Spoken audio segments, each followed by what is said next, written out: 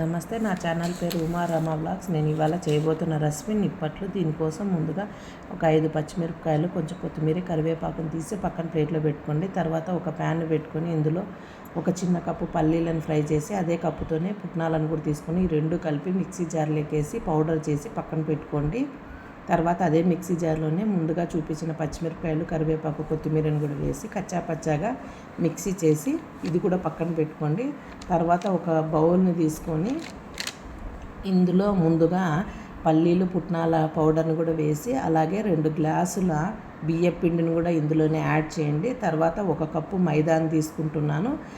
ఇప్పుడు మన టేస్ట్కి తగ్గట్టుగా సాల్ట్ని కూడా యాడ్ చేసుకొని ముందుగా కచ్చాపచ్చాగా చేసుకున్న పచ్చిమిరపకాయల పేస్ట్ని కూడా ఇందులోకి వేసి ఇది మొత్తం బాగా మిక్స్ చేయాలండి. మిక్స్ చేసిన తర్వాత ఒక టీ కప్ అంత ఆయిల్ని హీట్ చేసుకొని ఇందులోనే యాడ్ చేయాలి. ఇదంతా బాగా మిక్స్ చేసి మనము ఒక ఉంటలాగా చుడితే రావాలండి. అంతవరకు ఇది మిక్స్ చేయాలి. అప్పుడే మనకి నిప్పట్లు గుల్లగా వస్తాయి. ఇక్కడ చూపిస్తున్న విధంగా ఇప్పుడు వాటర్ని తీసుకొని కొన్ని యాడ్ చేసుకుంటూ మనం చపాతీకి ఎలాగైతే కలుపుకుంటామో పిండిని సేమ్ అలాగే కలుపుకోవాలండి. ఇలా బాగా మిక్స్ చేసుకున్న తర్వాత మనకు చపాతీ ముద్ద ఎలా తయారవుతుందో అలా అవుతుందండి. ఇప్పుడు దీన్నే చిన్న ఉంటలుగా చేసుకొని కొంచెం బియ్యం పిండిని వేసుకుంటూ మనం పూరీలు ఎలాగైతే ఒత్తుతామో సేమ్ అలాగే ఒత్తుకోవాలండి.